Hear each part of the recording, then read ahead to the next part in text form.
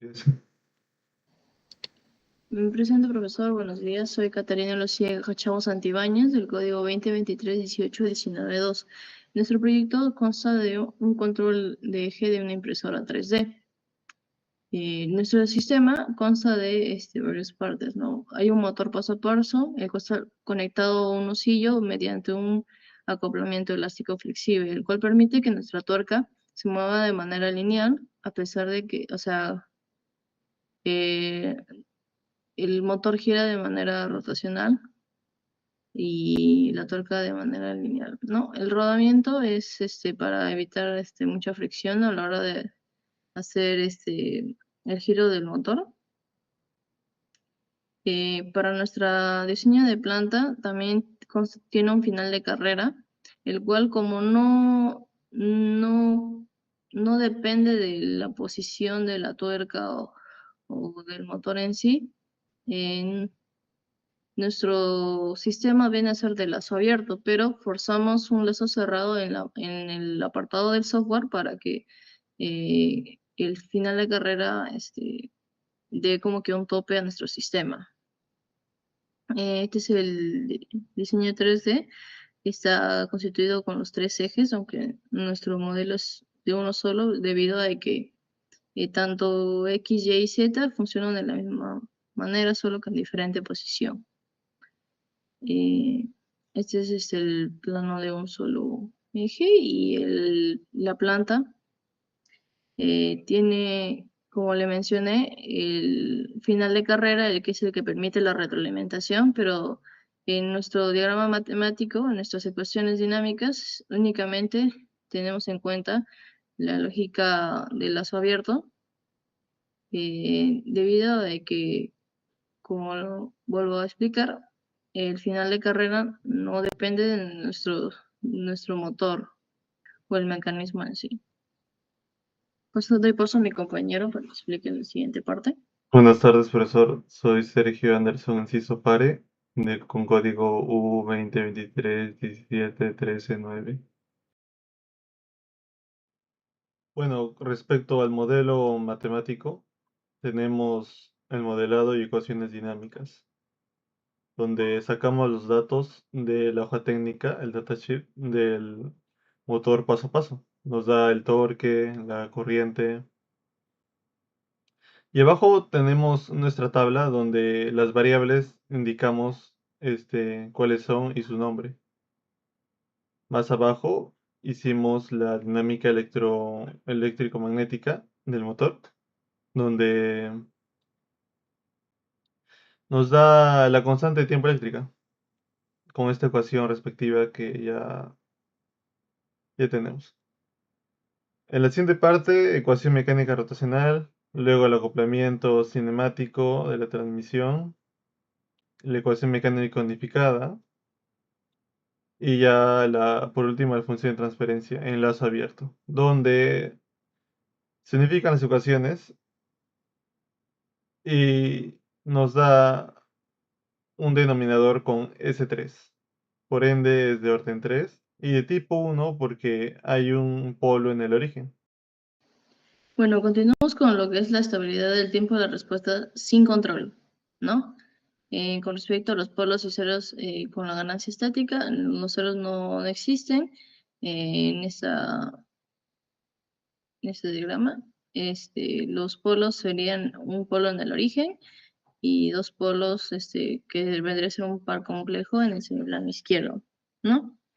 En los parámetros de la respuesta colocamos que el tiempo de estabilización sea infinito, el sobreimpulso del 0%, el error estacionario infinito para que nos dé que una conclusión de estabilidad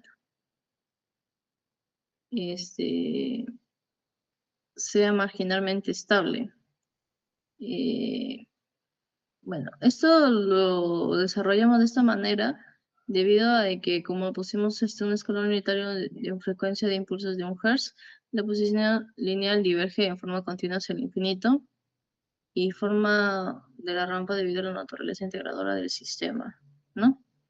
En el análisis de la sensibilidad paramétrica hicimos de que eh, eh, analizando nos damos cuenta de que la masa incrementa si incrementa el carro portaextrusor, llega, o sea, si le metemos más peso, la inercia aumenta de forma directa. Esto hace que reduzca el valor de los polos complejos, ¿no? Y lo mueve al eje imaginario, lo cual hace de que sea más oscilatorio la gráfica, lo cual nos da una pérdida de sincronismo magnético.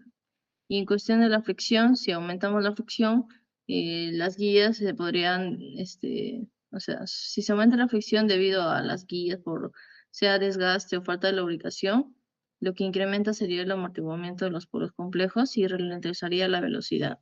En sí, más fricción, más lento, más masa, eh, aumenta la oscilación y la velocidad, o sea, pierde algunos pasos, por así decirlo. Con respecto al el 4, se lo paso a mi compañero. Bueno, respecto al punto 4 del análisis en el dominio de la frecuencia con Bode y Nikis.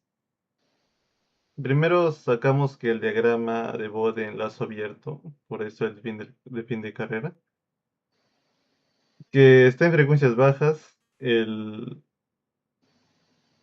nos sale una pendiente constante de menos 20 decibeles de cada. Una fase ese, que en menos 90 grados debido al integrador puro. Un desfase que decae cruzando por menos 180 grados y tiende asintóticamente a menos 270 grados a frecuencias muy elevadas. Respecto al diagrama, imágenes de estabilidad, se traza desde el infinito en el eje imaginario, describiendo una curva suave que cruza hacia el segundo cuadrante, donde converge con el origen del, del plano imaginario, donde W tiene al infinito. Ah, respecto al margen de ganancia,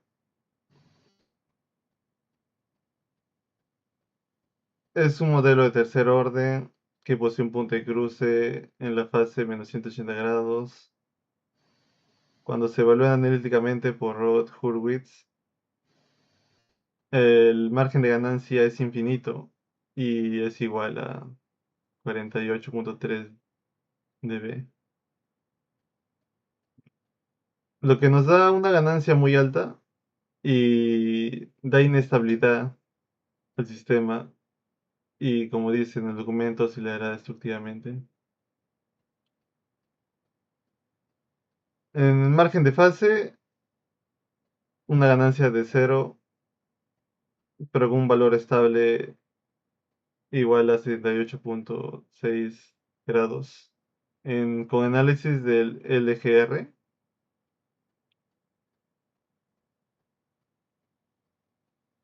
en los polos complejos dominantes, S2 y S3 se curvan y se desplazan directamente a la dirección del eje imaginario en el plano S, que nos da una frecuencia natural de oscilación de nuestro carro, donde se degrada severamente el margen de fase del sistema en lazo cerrado. Bueno, con respecto al diseño de controladores, diseñamos un controlador PID. Como mencioné anteriormente, nuestro sistema va a ser de lazo cerrado, pero debido a- al forzarlo en el software, ¿no? Bueno, en los firmwares del control numérico de impresora 3D normalmente nos permite, ya. Acá se puede ver el controlador PID, el cual, por ejemplo, La ganancia derivativa actúa de manera directa con el del amortiguador, ¿no? Y la ac- acción integral se encarga de absorber y anular el estator estático residual, que se ocasiona debido a la fricción y cosas así, sin interferir con la respuesta rápida proporcional. Este vendría a ser su diagrama de bloques del controlador PID, ¿no? Con respecto al diseño de los parámetros, eh, con la técnica de Sanch-Nichols, lo hicimos en lazo cerrado. Como mencioné anteriormente, esto se debe a que por el final de carrera forzamos el PID a lazo cerrado, pero el motor siguió una secuencia de lazo abierto de por sí, ¿no? Bueno, elevando la ganancia proporcional, en nuestra simulación alcanzamos el límite de oscilación sostenida, ¿no? Esta es nuestra ganancia crítica y nuestro periodo crítico vendría a ser esto, ¿no? Aplicamos las ecuaciones clásicas de la sintonía y bueno, con la técnica formal del lugar geométrico de las raíces, LGR, establecimos como de coeficiente de amortiguamiento 0.07 como óptimo, ¿no? Y el tiempo establecido rápido lo pusimos como 0,12 segundos. Bueno, uno de nuestros polos, bueno, uno de nuestros ceros en PID vendría a ser menos 150 para cancelar la ralentización. Y bueno, con respecto a nuestros eh, ramas del RGR, donde cruzan el diseño, vendrían a ser estos, ¿no? Bueno, esta es nuestra gráfica del PID. Con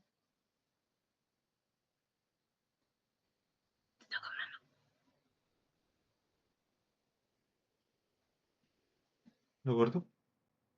Sí, mano, te toca. Allá. Sí, sí, sí. Ahora con el diseño del compensador, que mágicamente tuvimos que agregarle, utilizando el diagrama Bode, claro, nos da una fase, un aporte máximo de fase, donde donde se calculó el factor de atenuación, la ubicación del cero y del polo. Abajo tenemos nuestros gráficos, que respecto a esas ecuaciones, así nos queda estas líneas del diagrama de Bode. Para el, Con sí, sí, respecto al compensador clásico, gracias a nuestro compensador de adelanto, aceleramos la respuesta, pero el mecanismo activo carece de mecanismo activo para rechazar perturbaciones físicas, ¿no? En cambio, el PID con KI 145 absorbe y anula cualquier resistencia mecánica. Bueno, estas vendrían a ser sus gráficas del escalón raso cerrado con LGR y el compensador en adelanto. Con respecto a si es viable o no, se elige el PID como solución final porque su integración por software es más óptima. Nuestro microcontrolador procesa el algoritmo PID y con máxima eficiencia computacional tiene mayor robustez, menos latencia, no, sin latencias y el filtrado es más adecuado. Eh, bueno, implementamos mediante líneas de código, lo cual no tenemos que adquirir más componentes electrónicos que tendríamos que vendría, si lo iríamos con compensadores y tendríamos que adquirir más componentes electrónicos. Bueno,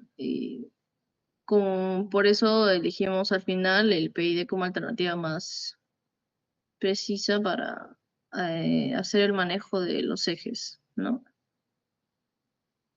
Este vendría a ser el código del Arduino Mega y eso es todo. Gracias.